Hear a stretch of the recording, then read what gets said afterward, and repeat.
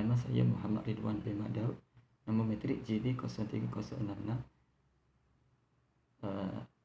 Video refleksi saya ialah peranan institusi penguasaan kesihatan dan kedudukan dalam sistem pemerintahan Islam. Kesihatan merupakan elemen yang cukup penting dalam kehidupan setiap insan. Segala kenikmatan dunia tidak akan terasa jika kesihatan terjejas. Nikmat Allah itu tidak terhentu banyaknya. Hal ini nampak kecil tetapi impaknya besar dan kehidupan sehingga memberi kesan kepada nilai penghambaan kita kepada Allah SWT. Dalam firman-Nya bermaksud, sekiranya kamu menghitung nikmat Allah, tiadalah kamu dapat menghitung Allah, Maha Pengampun lagi Maha Pengasihani. Surah An-Nahl ayat 18. Dari perspektif pemeliharaan kesihatan diri adalah fardu ain bagi setiap orang. Tubuh badan menjadi amanah yang perlu dijaga dan dipertanggungjawabkan. Jika tidak dijaga dan diselenggara dengan baik, mana mungkin kita dapat menjalankan aktiviti harian yang akhirnya menyumbang kepada Allah Subhanahu Wa Taala. Walau bagaimanapun kita tidak dapat menyangkal bahawa sakit itu merupakan ujian daripada Allah. Namun penyakit boleh dielak dan dihindari sebagaimana hadis Rasulullah SAW bermaksud, badan kamu mempunyai hak ke atas diri kamu. Institusi penguasa kesihatan perlulah mengamalkan prinsip amal ma'ruf dan nahi munkar sebagaimana objektif utama di dalam sistem pemerintahan Islam, merangkumi semua bentuk jawatan melibatkan sosial pemerintahan, pentadbiran, perundangan Islam serta pengendalian sumber makanan yang halal.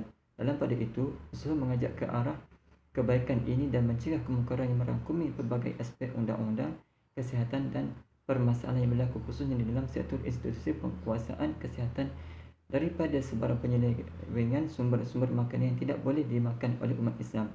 Oleh itu juga, peranan mengajak ke arah kebaikan dan menghapuskan kemungkaran adalah di antara langkah penting yang perlu dilaksanakan oleh penguasa kesihatan untuk memelihara Islam bagi mengukuhkan dasar masyarakat Islam yang berjaya ditegakkan di atas dasar asas-asas kebenaran dan kebaikan. Ini kerana kesejahteraan hidup rakyat dan negara hanya berjaya dicapai melalui ketaatan terhadap Allah Subhanahu Wa Taala dan Rasulullah SAW melalui pelaksanaan usaha mengajak ke arah kebaikan dan mencegah kemungkaran, tidak kira dalam apa jua yang diceburi.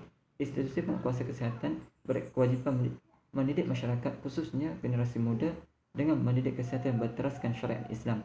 Pendidikan Islam membuka ruang kepada generasi muda membuat persediaan bagi mengambil langkah berhati-hati di dalam penjagaan makanan berdasarkan adab Islam. Prinsip pendidikan kesihatan dianjurkan di dalam Islam merupakan satu prinsip pencegahan dan konteks pemakanan dalam Islam. Status perundangan dari segi Akta Profesional Kesihatan Persekutuan 2016. Majlis Profesional Kesihatan Persekutuan Malaysia pada tahun 2016 telah ditubuhkan untuk membuat peruntukan bagi pendaftar yang orang yang beramal sebagai pengamal persekutuan dan orang yang menjalankan aktiviti perkhidmatan kesihatan persekutuan dan perkara yang berkaitan dengannya. Melalui akta ini, tafsiran seseorang pengawal kesihatan persekutuan yang berdaftar ianya tertakluk di bawah Seksyen 17 termasuk seseorang bukan warga negara Malaysia yang disifatkan sebagai pengamal pendaftar di bawah Subseksyen 24/10.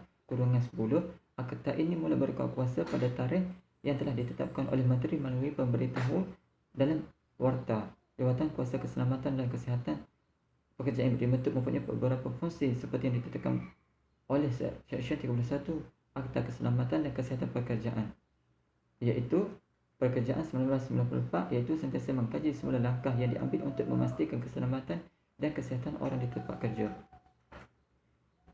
Peraturan 11 Peraturan Keselamatan dan Kesihatan Pekerjaan telah menyeraikan beberapa fungsi lain jawatan kuasa. Antara fungsi yang dipertanggungjawabkan yang perlu dilaksanakan adalah seperti berikut: mengkaji semula keberkesanan program keselamatan dan kesihatan. Kesimpulannya, tabiat pemakanan dan gaya hidup yang tidak sihat dan seimbang merupakan penyumbang utama penyakit-penyakit yang dihadapi oleh populasi manusia di seluruh dunia, khususnya penyakit yang tidak berjangkit. Amalan yang telah menjadi budaya sesebuah masyarakat dan akan menyumbang kepada status kesihatan.